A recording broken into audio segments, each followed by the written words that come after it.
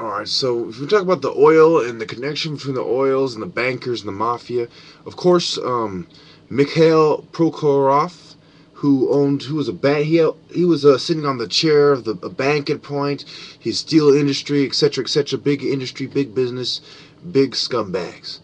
Okay, so when we go to csmonitor.com, and it talks about the richest men in Russia. And it talks about some of the richest men who are, public faces. You got Roman Abramovich. He's worth about $17.1 billion. And it talks about how he was accused of tax evasion. He had shady deals. And he invested a lot of money in social improvements. And he kissed a lot of ass and was able to get out of it. And so we go to Oleg Deripaska, $19 billion, okay? They talk about how he was from the cutthroat aluminum industry. Okay, notice there's the oil industry, there's the banks, there's the steel industry, there's the aluminum industry, okay? And it talks about how he's a CEO and blah, blah, blah, and he has a mansion and blah, blah, energy, aviation, all this cocksucker. Okay, we go on to the next asshole, okay? I'm gonna tell you how this ties into Nigeria after we go through the fucking fat fucking pricks like this fucking chicken neck piece of shit.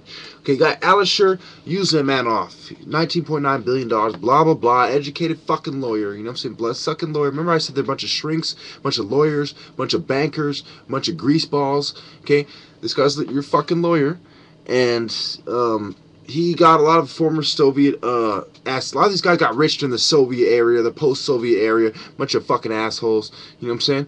And what does he do? He invested in a football team. Just like Prokhorov got the Nets and shit. This motherfucker goes after Britain's Arsenal football team. So it's a global thing. They invest in this here, this there, this sports team. Okay, they're looking for investment portfolios. They're looking for things that'll make their greasy ass rich, and they're using their mafia muscle to make sure it goes down smoothly.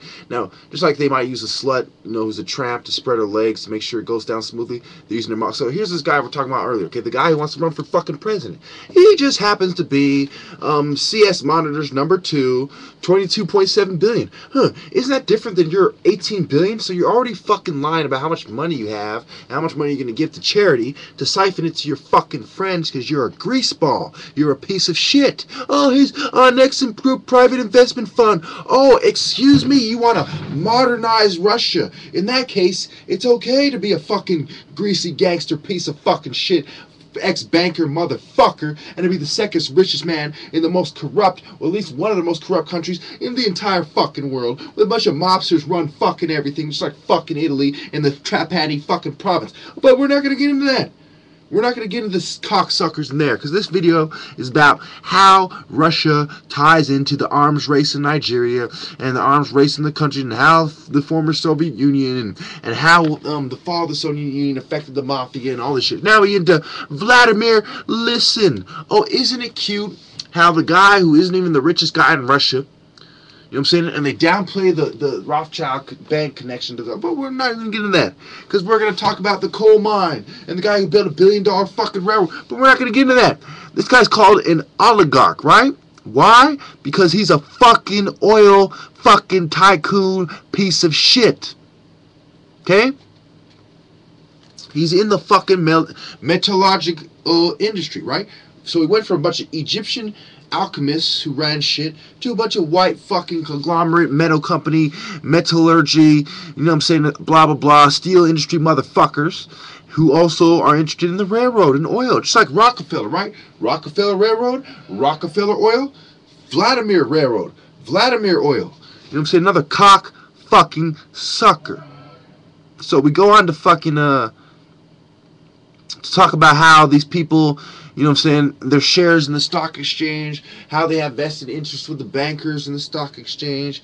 Okay, so now we're going to go back to the 6th largest on record oil producing company, which is really the 4th largest if you include all the oil that gets siphoned out, and how the Chevron oil rig was burning, and how we're talking about a bunch of fucking woods, okay? You know what I'm saying? I'm reporting to you live from the motherfucking pyramids. You know what I'm saying? Talking to you about a bunch of fucking words. You know what I'm saying? Say it like this. When you talk about the influence that these people yield over the nation, okay? I just gave you a list of 5 people. They're worth around $20 billion to $30 billion each, okay? They have conglomerates. One of them wants to run against fucking Vladimir Putin and promises to give $17 billion away. Oh, isn't that so fucking cute? Isn't that so fucking touching? They're all pieces of fucking shit, racist as fucking shit, a bunch of greaseball, vodka sipping, dick fucking guzzling pieces of shit. Okay? Oh, Vladimir, listen. Oh, so I'm supposed to fear you because you're a fucking faggot who's richer than me, who thinks he's the fucking shit. Oh, excuse me. You're a piece of fucking dick. You don't know dick. You're Siberian fucking asshole, and that's pretty much where it goes. See, Siberian shithead. Now, what did he do? You know what I'm saying? Let me read you a little clip from this little excerpt, okay? It says, by sticking to business and staying out of politics, Listen managed to avoid the fate of fellow oligarchs like oil tycoon Mikhail Khodorkovsky. Okay, he defied the Kremlin and was arrested in 2003 and was recently sentenced to another 6 years in a Siberian penal colony. Why? Because his main source of wealth, okay, came from the steel mill, and it didn't come from fucking so what has happened here? The mafia guys who became part of big business and kissed ass to the government and said, oh, we'll give you this much of a cut and we'll donate this much money to charity and we'll kiss a bunch of ass if you let us go further our Illuminati agenda. And it came to a head where all the guys who were mobsters, you know what I'm saying, what gave the mobsters an advantage over the next corrupt guy was his membership in a Masonic lodge. So the guys who weren't high-ranking Masons, well, hey, you're shit out of luck. You know what I'm saying? When the fucking Iron Curtain fell and the Soviet Union fucking fell and they started really pounding fucking, they really started, you know what I'm saying, doing their post-war activity, just like the Operation Paperclip and the Nazis infiltrated the government, the fucking former communists, former Soviets, and the fucking former KGB and Kremlin officials, they all started kissing serious fucking ass to the Masons so they could fucking get away with their global arms racket and global drug racket. Okay, and you gotta understand that whether we're talking about Chechnya or fucking Siberia or Georgia, there is the hand of Freemasons, bankers, and people who are involved in the stock market. People whose fate is tied to the stock market because they have billions of dollars in the stock market. So, what is going on here? These people will do anything to control the war profiteering, to control the stock market, to control the flow of oil, and to control what banks get sanctions on them, what country's central banks have sanctions, and to control the places like the Federal Reserve. So when I say ending the Fed is not going to solve anything, it's because these guys have billions of dollars. You end the Fed, they're going to come up with a new scam. They're going to adapt and evolve. When the Soviet Union fell, these guys got rich. They didn't fucking fall off. You know what I'm saying? When their former hustle falls apart, their new hustle has been built ahead of time, and they just move from one hustle to another. They're pirates moving from one source of, one cow to milk to another. You got to understand how these motherfuckers think. There is no such thing as ending one financial institution and saying, okay, game's up. You know what I'm saying? These motherfuckers are going to keep it going. They run the fucking everything. You know what I'm saying? They run Ron Paul. Who do you think gave Ron Paul enough momentum to stand up to the heavy hitters in Washington? It was the bankers. Okay? It just came out in the news that some drug dealer and his family gave $200,000 to Obama's campaign. Who the fuck you think gave money to the rest of these guys' campaign? It's these big motherfucking steel industry guys who are in bed with the mafia. Now, what are guns made out of? Are guns made out of fucking bricks? Are they made out of wood?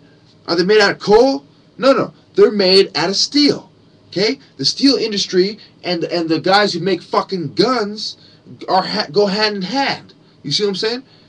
because the motherfuckers buy the steel to make the gun, they make the war, they sell the gun, they buy more steel, they make the war, and you see what I'm saying? It's like one big fucking cycle.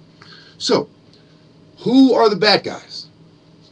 Prokhorov, listen, okay? The Trapani fucking clans and provinces. Man, there's like 3 major of them in Italy. There was 5 families, but the families have nothing to do with the clans who are extorting the world, who control the banking system of Italy just as much as Putin and Listen and Prokhorov control the banking system of Russia.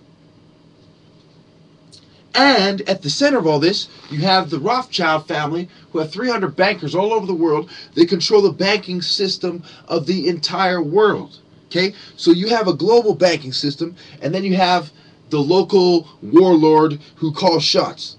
And I'll end it right there.